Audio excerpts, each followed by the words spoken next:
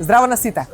Заради специфичноста на денешната тема, разговорот го почнуваме надвор од Комбе. И денеска моите колеги Стрезо и Стефче нема да бидат актери кои што се етаблирани на нашата сцена, туку ќе ги играат своите животни улоги. Стрезо Стаматовски и Стефан Николовски, со кои што ќе се обидеме да ја допреме темата инклузија. Инклузија, но ќе ја едначиме со лични иницијативи и наш влог во заедницата. Зошто? Затоа што иако системот на нашата земја ратификувана Конвенција на Обединените нации за права на лица со попреченост, ги спроведува реформите на социјална заштита и образование. Во 2019 година со Законот за социјална заштита се прават реформи на терен за социјална заштита, недискриминација на лица со попреченост и унапредување на нивниот третман. Теренот во практика и не е баш така розов. Тоа го знам преку мојата работа како новинарка и темите кои што досега ги имам отварано во јавност. Ама и вие двајца знаете за тоа што едниот и другиот на различен начин влегувате и интервенирате онаму каде што системот не си ја брка до крај работата.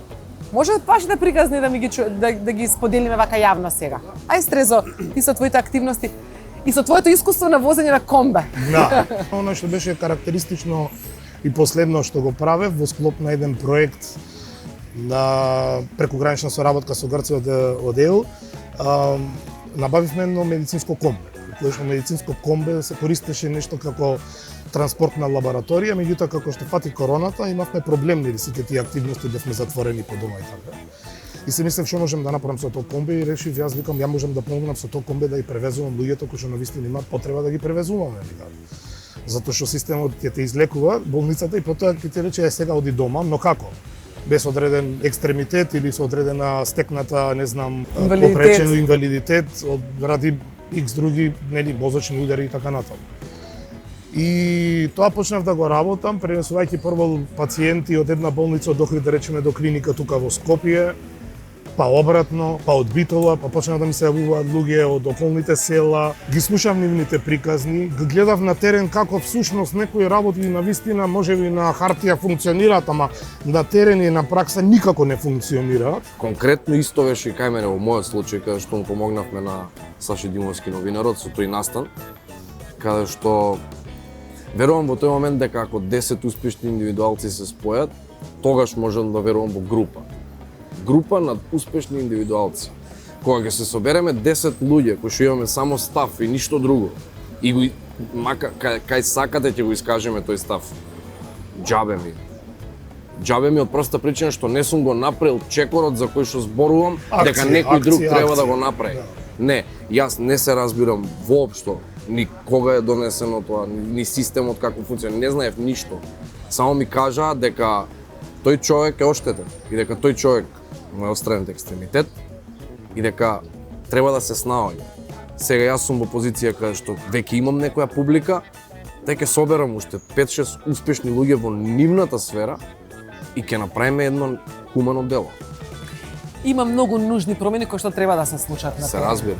И сега ако треба да ги редам, а ќе ги наредам, почнувајќи од пописот 2021 кога не успеа да се собере таа дата база на лица со попреченост во земјава, затоа што прашањата не беа прецизно формулирани. Потоа продолжувајќи преку тоа дека лица со попреченост не се донесувачи на одлуки, односно не учествуваат никако во политичкиот и јавниот живот во нашата земја. Патем, тие лица не постојат на отворениот пазар на труд во Македонија. Ако зборуваме за сензорната попреченост, знаковниот јазик не е официјален јазик. И додека се случат промените на овие теми кои што ги споменавме, предлагам да ги погледнеме светлите примери на инклузија кои што се лични иницијативи на некој начин и да си позборуваме на темата лица со попреченост со мојот колега Саша Димовски, кој што го спомена ти, кој што си ја стекна физичката попреченост низ животот и како си го трансформираше својот живот и со што се соочува тој денеска, за да се обидеме ние на лични иницијативи или пак да ги поттикнеме граѓанските организации да се обединат околу заедничката цел да се пополнат дупките кои што веќе постојат на терен. Ајде. Ти не одвезеш пак со согласен. комбе, важи? Ке не сам, а ти ке плати Пали сметката. комбе.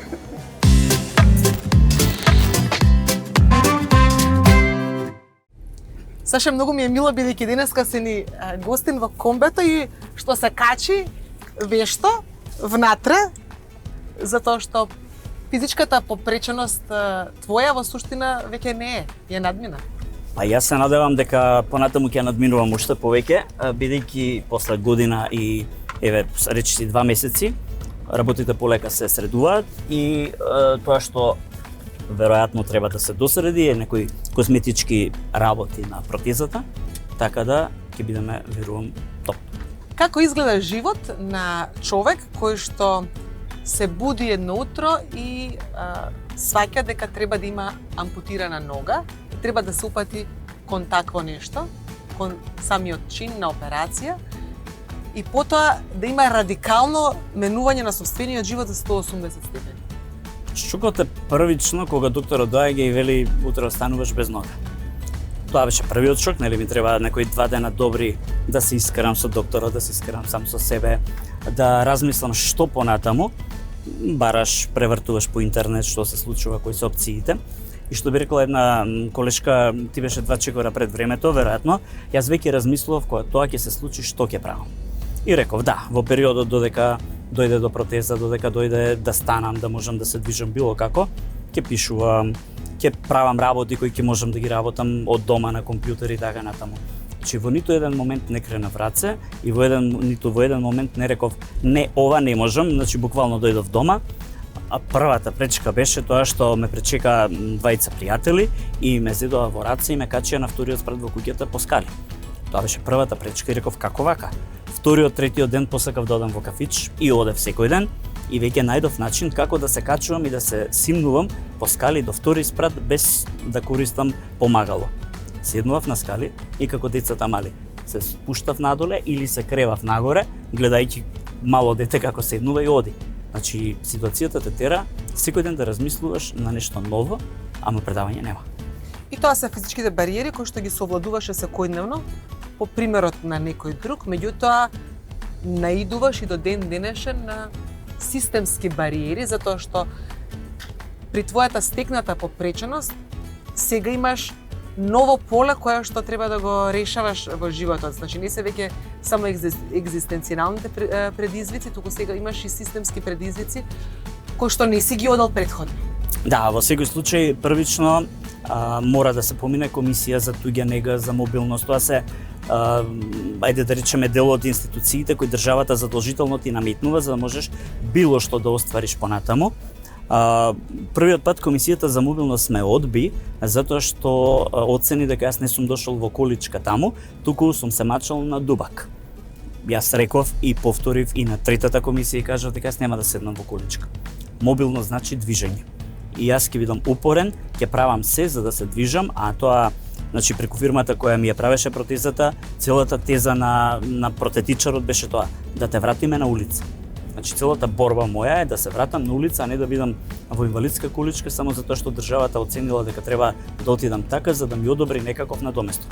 Тоа не го прифатив и не го прифаќам ни до сега, иако ме одбија првично, па после одев на друга комисија и така натаму. Бариерите доаѓаат од друга страна, на пример, влезови нема. Каде што има рампа или каде што има огради, се прашувам.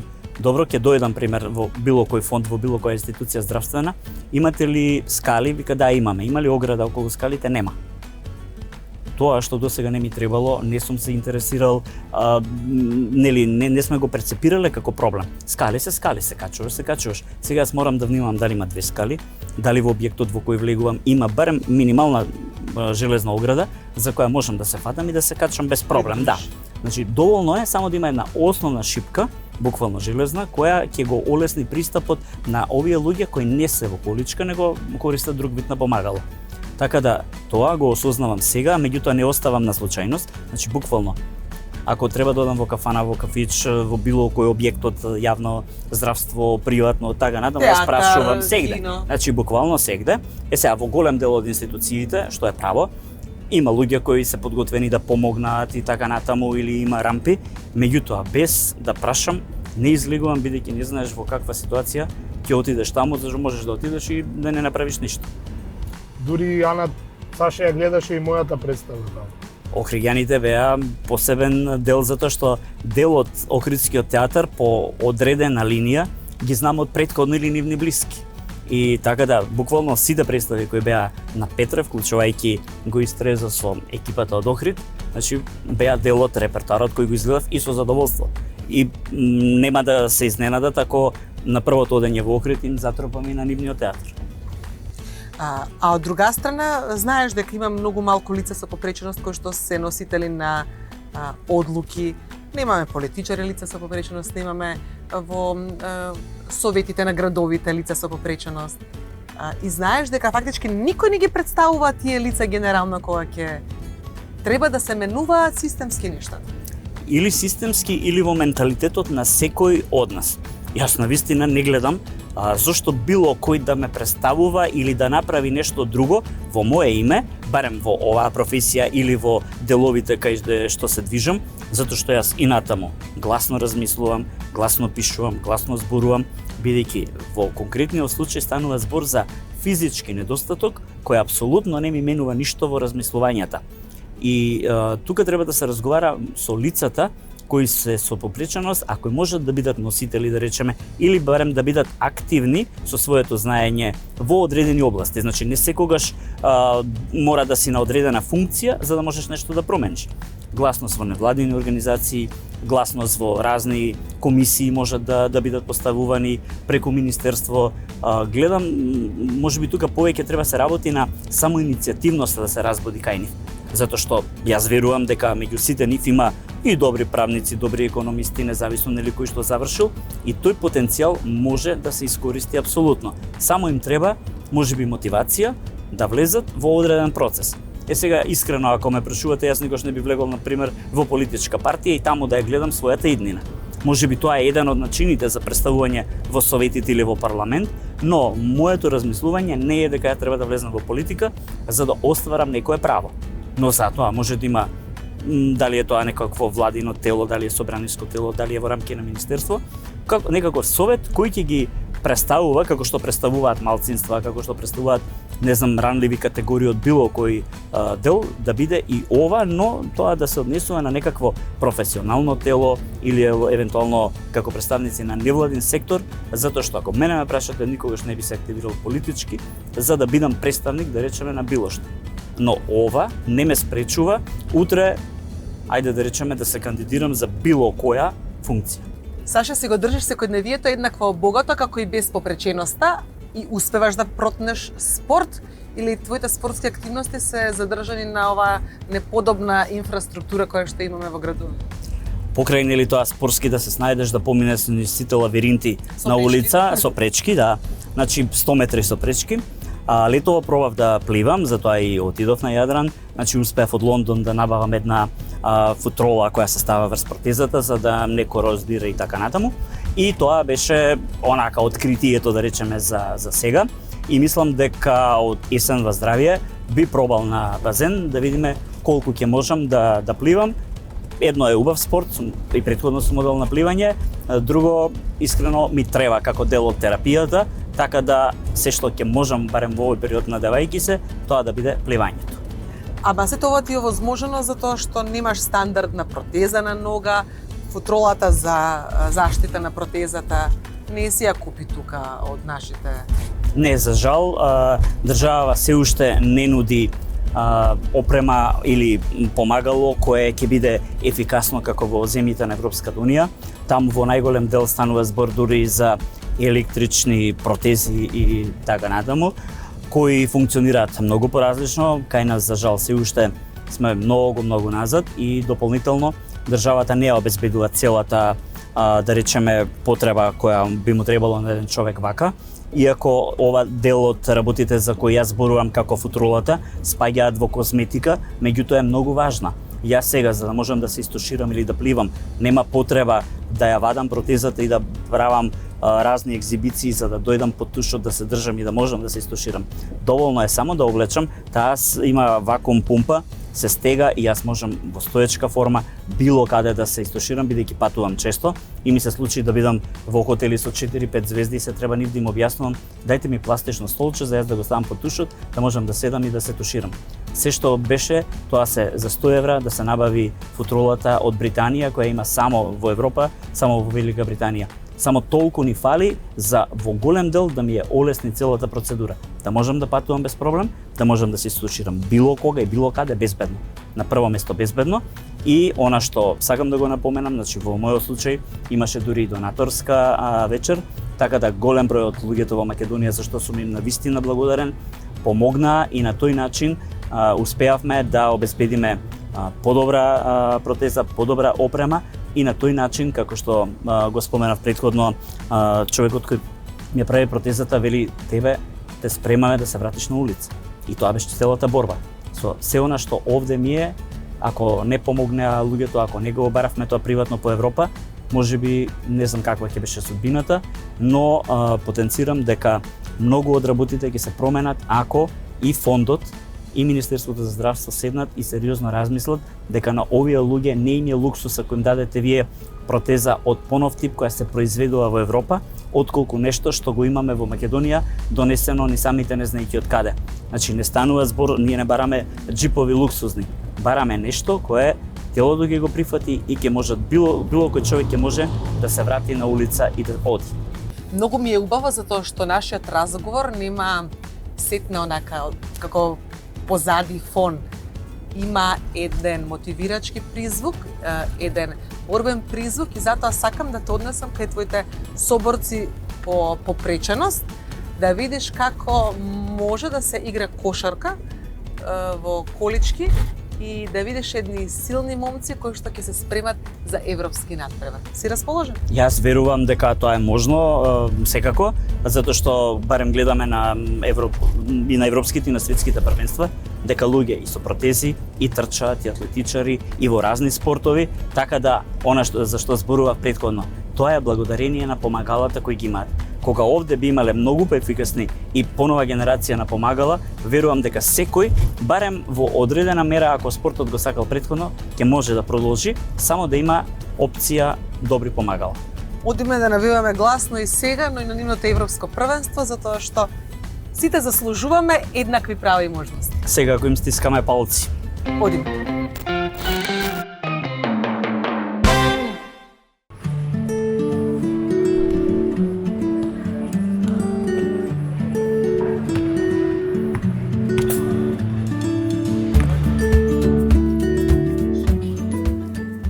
Баскетот не е привилегија само за малкумина. Саша Димитриевич сега е тренер на кошаркарската репрезентација во колички, која што се надевам дека ќе успее да стигне идната година на европското првенство и многу ми е мило бидејќи ни дозволите денеска да го сликаме вашиот тренинг и да ни кажете со каква мисионерска дејност во суштина вие сте се нафатиле во моментов. Затоа што на некој начин овозможувате кошарката да се игра и да допре до сите оние кои што можеби и мислат дека и не е за нив. Јас сум многу горд и заради тоа што по моето враќање од Малта пред 2 години, бидејќи таму работев исто со една ваква група на луѓе, чувствував потреба да и овдека направиме нешто исто такво. И кога прашав дали имаме овдека кошаркарска селекција на кошаркари во Количка, ми рекоа дека не е.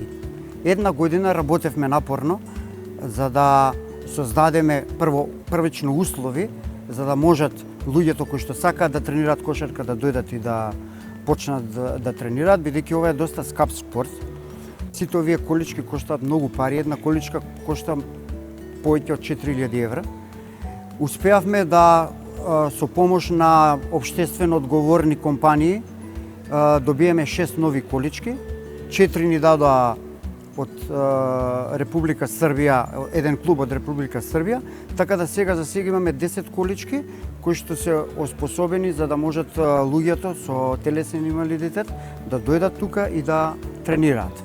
Исто така голема помош добивме и од Македонскиот олимписки комитет, бидејќи оваа сала е нивна сала и ни овозможија 2 пати во неделата, и тоа бесплатно, да ја користиме салата, каде што е една од салите во Македонија каде што ги има оние потребни услови за ова целна група на луѓе. Тренер, познат сте како тренер на македонската кошаркарска репрезентација. Што вас ве натера да се нафатите на ваков професионален спортски предизвик? Па пред се љубовта кон кошарката, меѓутоа и љубовта према овие луѓе, у смисол да на самиот тренинг, кога доаѓаат на тренинг, да се чувствуваат убаво. Нашата цел, кога почнавме ова да го правиме како проект, беше да сите оние луѓе кои што ќе дојдат тука, да останат тука што е можно подолго време. Тоа ќе биде за нас еден голем успех, затоа што на овие луѓе стварно им треба физичка активност, а вие знаете дека физичката активност е многу корисна, поготово за оваа целна група на луѓе. Вие отварате кошарката како можност за една поинаква активност токму на лицата со попреченост. Во кошарката инклузивноста е исто така важна, заради тоа што дозволено е, значи, во самата петорка да учествуваат и двајца играчи кои што се целосно здрави. Така да и таа инклузива, која што овдека се уште расте во нашето општество, исто така важна за целокупниот овој процес кој што ние го работиме. Зорјан Јовановски е еден од кошаркарите на идниот македонски кошаркарски тим во Колички, кој што ќе носи големи поени. Што доби ти од оваа кошарка која што играш сега редовно тука? Повитален. Значи, нон-стоп тренинг, со другара, повеќе пријателе, запознаваш. Ги повикуваме сите што се не само параплегија и ампутирци, тие да се приклучат на кошарката, да бидеме што поголем број, не да бидеме сега 10 души, да има берам повеќе тимова. И првите мисионери ние ки сме во Македонија што сакаме да промовираме таа кошарка. Значи, до сега не е имало кошарка у Колички, едно починама. И това починама право како репрезентација, нели, не како клубове. Оти нема доволен број Количките се доста скапи. Гере, многу спортови имаш пробано. Што доби од кошарката и од овој нов твој спортски предизвик? Прво добив нови пријателства. Реално тренерот ми се јави уште кога беше на почетоците, кога формираше екипата. И секам на неговите зборови ќе правиме екипа за кошарка во Колички.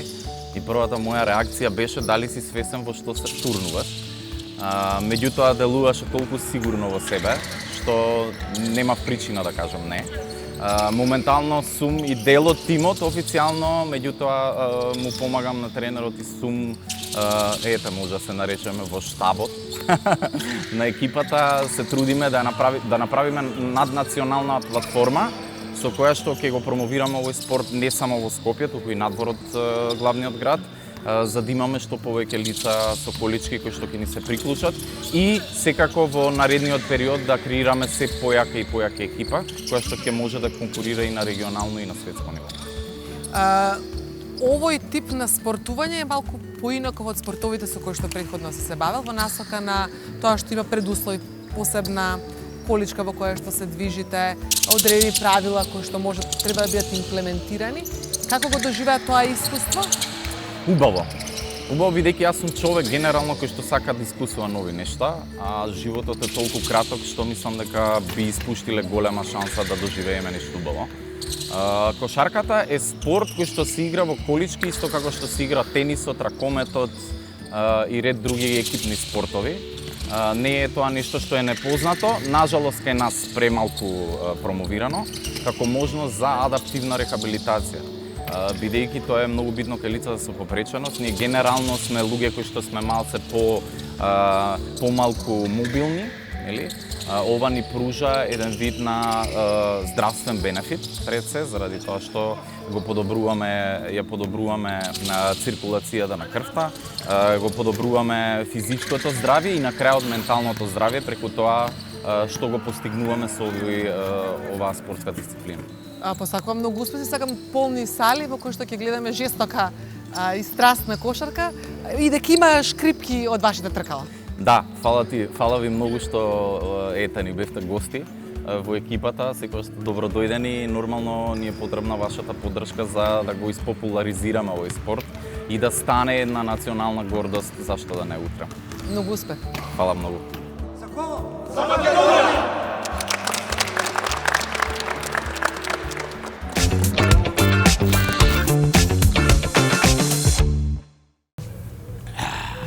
Стефан? Пак сме во Битола. Пак. А? Широк сокак. А? Знаеш колку убаво си поминавме помина. прошлиот пат. Така? Каква Убајна беше. Бајна. А колку и да останеме, немаме време се да видиме. Тоа дали го приметиш? Точно така. И зашто сега Ана ни испрати во Битола пак, знаеш? Не зашто, затоа што Ана мене ми спомна. Ми кажа дека практично Битола е една од водечките на Балканов, која што има направено многу во однос на инклузијата на лицата со сензорна и физичка попреченост. Точно. Точно и тоа во културата и во туризмот. А мислам дека треба тука да се најдеме со Јове, тој работи во музеот и ако не се лажам, доаѓа точно од тука, вие сте Јове? Да. Нели? Здраво, Јове. Здраво, Стефан Милов. Добре ве најдовме Јас сум. во Битола. Така. Да. Здраво. Да молам, збор 2, кажете нешто за вас. Так, јас сум Јове Парговски, вработен во НУ Завод и музеј Битола, а моментално тука и представник заедно со ГАВОС институтот од Битола. Работевме на проектот за подобрување на туристичкото искуство Алтер Трип, кој беше имплементиран од Мобилност Битола. Ќе правиме тура. Ќе правиме тура, така ни кажа Ана, дека ќе однесиш на една многу интересна авантура низ Битола, низ преубавите места како Хераклеја, колку што знам, офицерски музеот ќе го видиме, така да... Така, како што оди редот, прво одиме во Хераклеја, па се враќаме по непознатата улица во Македонија. Одлично. Одиме. После вас. Ајде.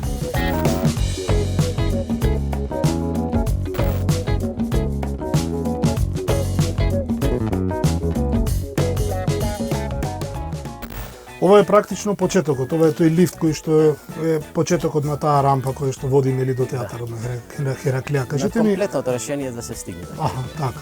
Кажете ми колку ова рампа практично им помогна или овозможи еден полесен пристап на луѓето со попречености на сите оние културни манифестации, музички манифестации кои што се случуваат тука во Така.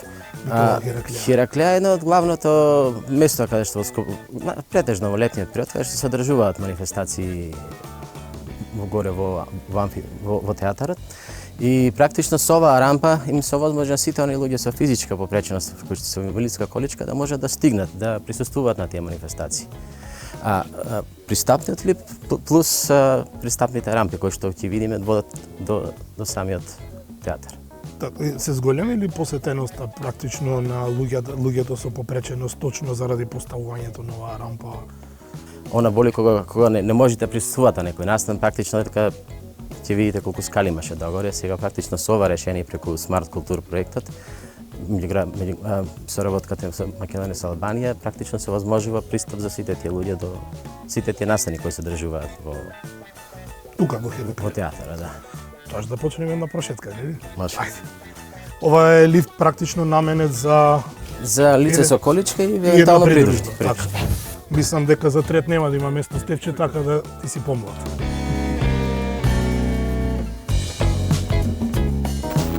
Значи цел овој систем на пристапни рампи сега овозможуваат лицата во количка самостојно да стигнат до театарот во Хераклеја.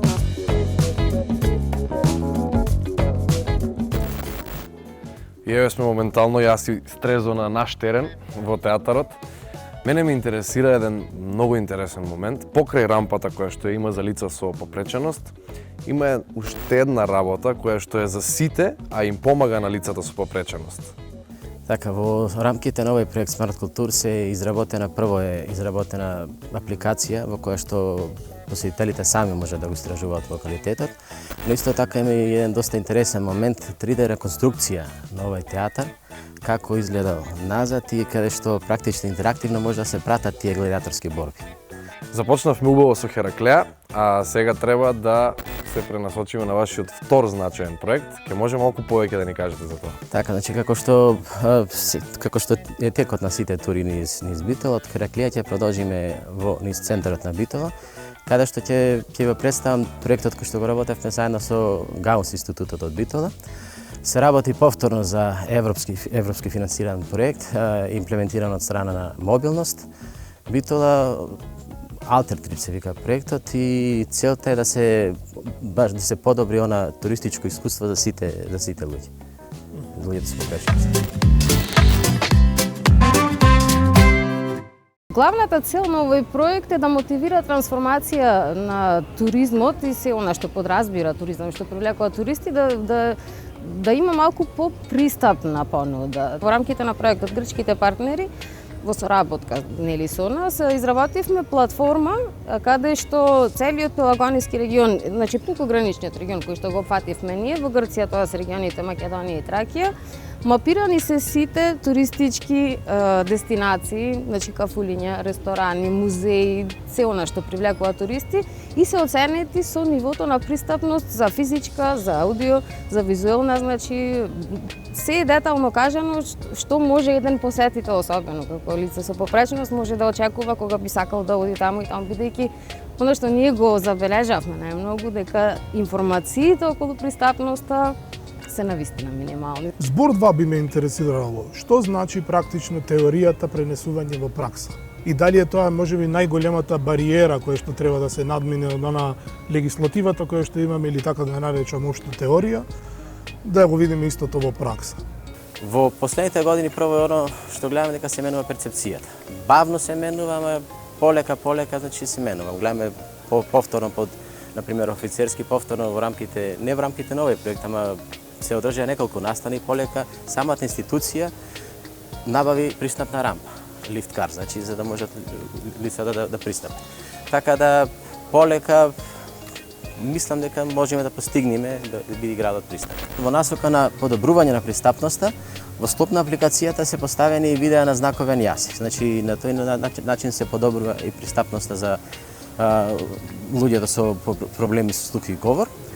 И она што некако им беше некако најинтересно на луѓето се тактилните табли кои што се наменети за слепи лица. Тоа е нешто може да се рече релативно ново во регионот. Моментално се поставени 10 табли, плюс една ја поставија после проектот општината, значи повторно постави во пред општината во насока на подобрување на нивните услуги. Но дали се доволно не се. Дека може и повеќе, секогаш може и повеќе. Едноставно го поставивме патот, бележавме трасата. Сега е лесно да може да се збогати. Битола како град изобилува со културно богатство, така да мислам дека можеме многу повеќе во овој дел, можеме во Пелистер, Хераклија видовме дека можеме, така да. И во најове после села кој што ми ја кажавте, мислам дека јас и Стефче нема да имаме апсолутно никаков проблем да се ориентираме од тука па се до Хераклија и назад и да дознаеме за сите работи кои што не очекуваме. Со апликацијата? Со апликацијата.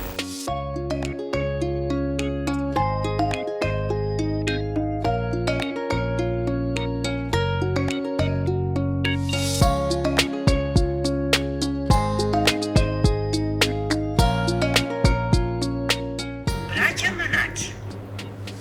Само 10 години по раѓањето на филмот во светските културни центри, браќата Јанаки и Милтон Манаки ја набавија филмската камера Биоскоп 300 и ги снимија првите филмски кадри на балкон. Радмила и Мартин се пица мајстори. Нивните прсти вешто го обликуваат секое парче тесто. Еднакво како што го обликуваат секој збор во комуникацијата. Знаковната азбука на ѕидот ја наговестува нивната приказна. Улавсте. Улавсте е детството на Мартин, кое го мотивира да успее.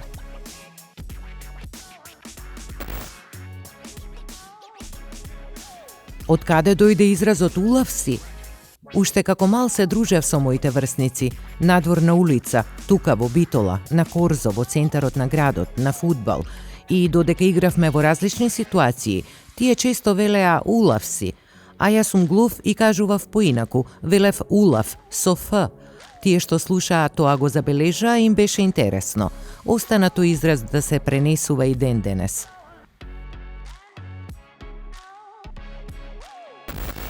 Улавсте е синоним за остварување на сон, да се надминат пречките и да се разбереме. Мартин, заедно со Радмила, со физичкиот недостаток, стануваат препознатливи за светот, но станаа и бучни од кога го отворија нивниот угостителски објект. Па државниот систем, мислам, нема начин да препознае.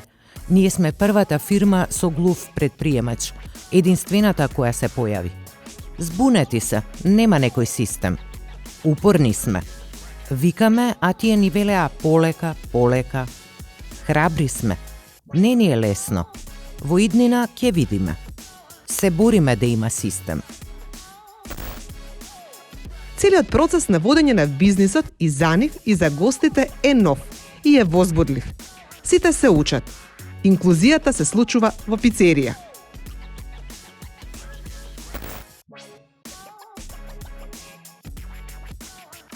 На почетокот на рачките се правеа преку Вибер. Се допишувавме со пораки. Беше тешко, но успеавме. Или лично доаѓаат и сами избираат од менито. И им кажуваме колку минути ќе чекаат. Може веднаш, за 15 минути, за 5 минути, зависи како ќе се погоди. Сега имаме нова апликација за нарачки. Благодарни сме им на групата студенти од Државниот факултет кои ни ја подарија оваа интернет алатка. Со неа може да се направи онлайн нарачка.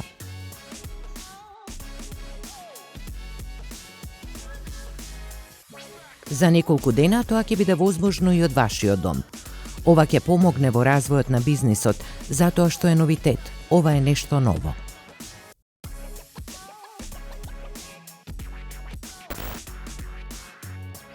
Да, ја забележуваат азбуката. И децата, и возрастните. И им се допаѓа. Особено децата се обидуваат да ги прават знаците од азбуката. Имаме картички со азбуката на знаковен јазик, која им ја даваме како подарок на заинтересираните.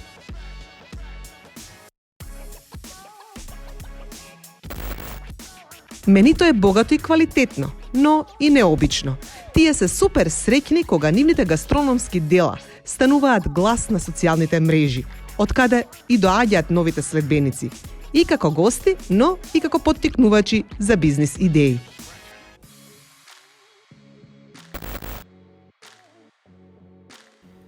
Моја препорака е да се стремат кон подобри цели, кон рамноправност, кон достапност, да се поттикнуваат глувите лица да отворат фирма, да ги имитираат веќе постоечките, да не бидам единствениот. Посакувам се најдобро. Државните институции да ни овозможат рамноправност и взаемно разбирање, за да ги оствариме целите по кои се стремиме. Младите кои се заинтересирани за знаковен јазик да одат на обука и да може лесно да се вклопиме во комуникација.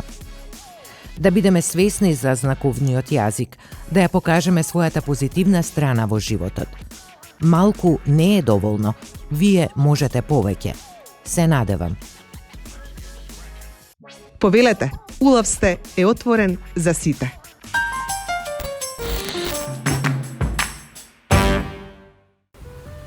Стефче, еве ни ја пицата.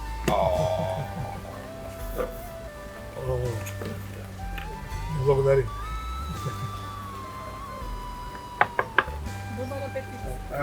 Благодарам. Благодарам.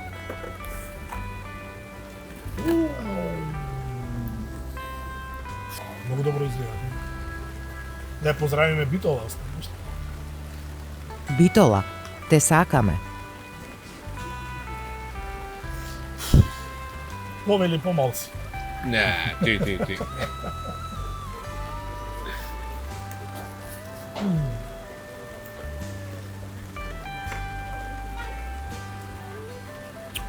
Одлично. Дефинитивно. Одлично.